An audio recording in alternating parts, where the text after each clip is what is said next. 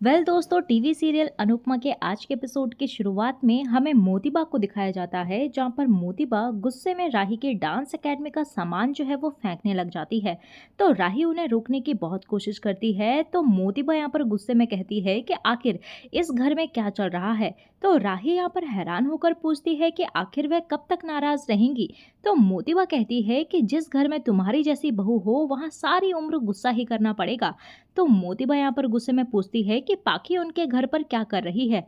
तो पाखी यहाँ पर कुछ समझाने की कोशिश करती है, लेकिन मोतीबा यहाँ पर गुस्से में कहती है कि तुम अपने पार्लर में जाकर काम करो। तो मोतीबा यहाँ पर राही को ताना मारते हुए कहती है कि तुम्हें हमारी ख्याति की और माही की कोई परवाह नहीं है, तुम्हें संस्कार भी नहीं है। क्या खानदान की बहू ऐसी होती है।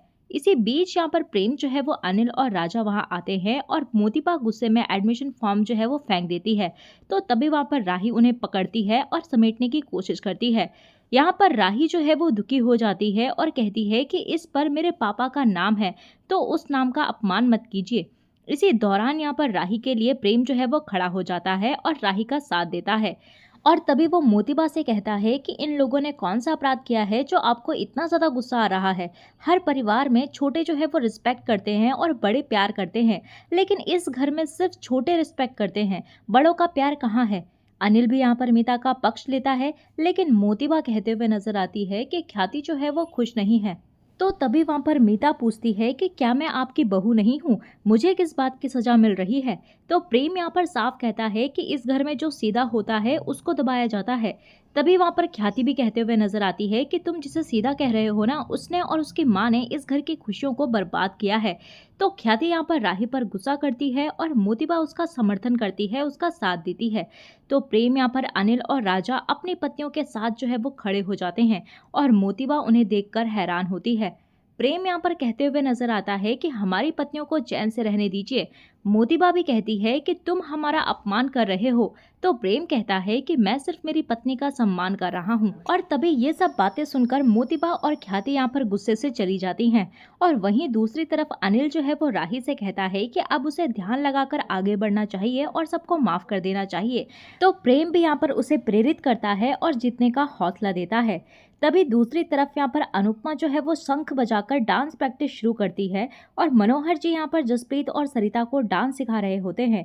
सभी यहाँ पर डांस प्रैक्टिस करते हैं और तभी मनोहर जी यहाँ पर सरिता को रोकते हैं और वह सरिता से कहते हैं कि कुश्ती नहीं करनी है, डांस करना है। सभी यहाँ पर वापस प्रैक्टिस शुरू करते हैं और तभी मनोहर जी यहाँ पर सरिता को वापस टोकते हैं और सभी औरतें सरिता पर गुस्सा होती हैं। लेकिन यहाँ पर अनुपमा कहती है कि सरिता को सीखने में थोड़ा समय लगेगा। सभी वापस प्रैक्टिस शुरू करती हैं और मनोहर जी यहाँ पर सरिता को वापस टोकते हैं। इस बार सरिता जो है वो परेशान होकर कहती है कि वह इस तरह डांस नहीं कर पाएगी। और तभी यहाँ पर अनुपमा उसे हिम्मत देती है और उसे डांस स्टेप करके दिखाती है। यह देखकर सभी जो है वो हैरान हो जाते हैं और अनुपमा स्तंभ रह जाती है। जसप्रीत यहाँ पर अनुपमा से पूछती है कि क्या वह डांस करना जानती है। तो अनुपमा यहाँ पर साफ इनकार करती है और मन ही मन में सोचती है कि अब स्टेज पर कभी नहीं लौटेगी। इसी बीच यहाँ पर अनुपमा जो है वो रीता को देखती है और रीता यहाँ पर पूछती है कि रिहर्सल कैसे चल रही है। तो अनुपमा भी उसे डांस की प्रैक्टिस में शामिल होने के लिए कहती है और तभी रीता की सास बीच में आकर कहती है कि रीता को घर भेज दो ताकि वह उसके बेटे के लिए रोटियां बना सके। वह अनुपमा पर औरतों को बिगाड़ने का आरोप लगाती है और अनुपमा यहाँ पर जवाब देती है कि सरिता भी तो प्रैक्टिस कर रही है। रीता की सास यहाँ पर कहती है कि सरिता का पति जो है वो बेवड़ा है। तभी यहाँ पर सरिता जो है वो गुस्से में आती है और दोनों में बहस हो जाती है और देखते ही देखते यहाँ पर उन सभी में जो है वो झगड़ा शुरू हो जाता है और अनुपमा उन्हें देखकर परेशान हो जाती है। और वहीं दूसरी तरफ हमें अंश को दिखाया जाता है, जहाँ पर अंश और प्रार्थना बारिश में मिलते हैं और अंश यहाँ पर बारिश में भीग जाता है। तो प्रार्थना चाय और पकोड़े खाने की इच्छा जाहिर करती है, लेकिन यहाँ पर अंश कहता है कि उसे बाहर के खाने की मनाही है। तो अंश कहता है कि मैं घर जाकर तुम्हारे लिए बना दूंगा। प्रार्थना यहाँ पर रुमाल से अंश का मुंह साफ करती है और गौतम उन्हें देख लेता है और सोचता है कि अब इसमें कोई शक नहीं है कि ये बच्चा जो है वो अंश का ही है। वह कहता है कि अब मैं कुछ ऐसा करूंगा जिससे पराग कोठारी अपनी बेटी का चेहरा भी नहीं देखना पसंद करेंगे। तभी दूसरी तरफ हमें प्रेम और राही बातचीत करते हुए दिखाई देते हैं, जहाँ पर राही कहती है कि मुझे अनुपमा की परछाई नहीं बनना है। तो प्रेम अनुपमा का साथ देता है और राही को शक होता है कि प्रेम अनुपमा से मिला है। प्रेम ये बात स्वीकार कर लेता है और राही गुस्से में कहती है कि अब से वह अनुपमा से कोई रिश्ता नहीं रखना चाहती, और साथ ही साथ वो प्रेम से भी कहती है कि तुम भी उनसे कोई संपर्क नहीं रखोगे। वह अगर हमारी जिंदगी में वापस आएगी तो फिर से वही सब होगा और वह सब कुछ बर्बाद कर देंगी।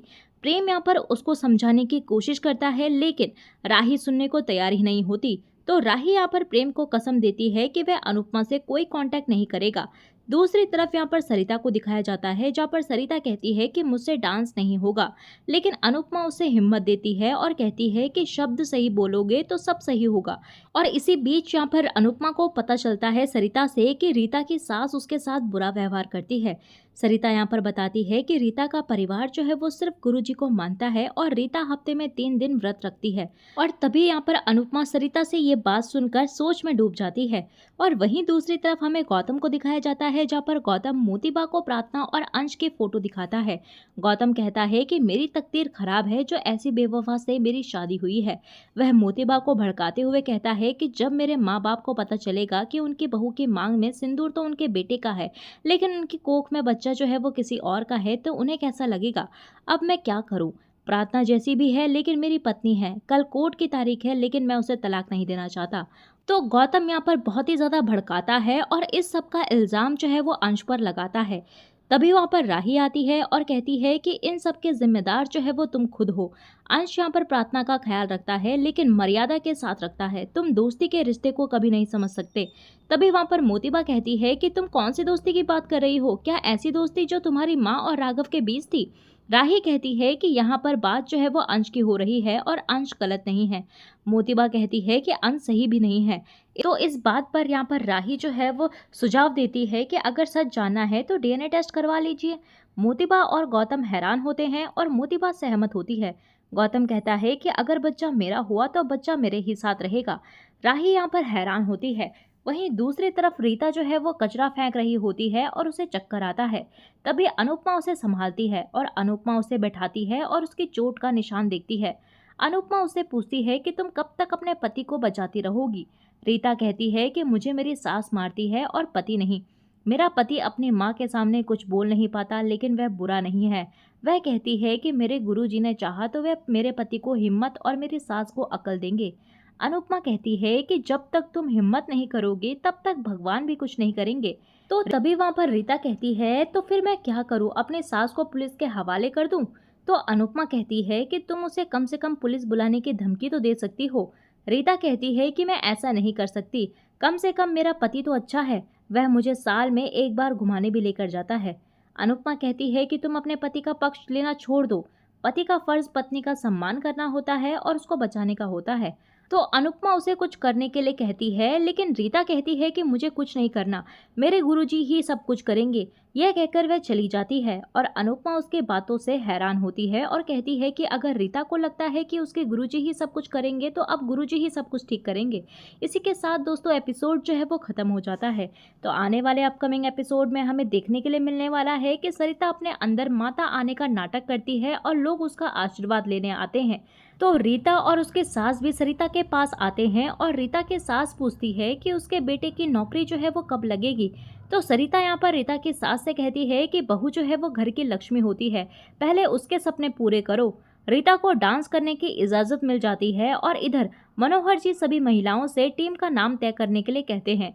तो तभी वहाँ पर अनुपमा जो है वो अपनी टीम का नाम डांस रानीज रखती है और इसी के साथ दोस्तों एपिसोड जो है वो खत्म हो जाता है। तो दोस्तों आपकी क्या राय है, आपको क्या लगता है कि अनुपमा जीतेगी या फिर राही? आप हमें अपनी राय जो है वो कमेंट सेक्शन में ज़रूर बताइएगा। मिलते हैं आपको नए एपिसोड में नए अपडेट के साथ, तब तक के लिए नमस्कार।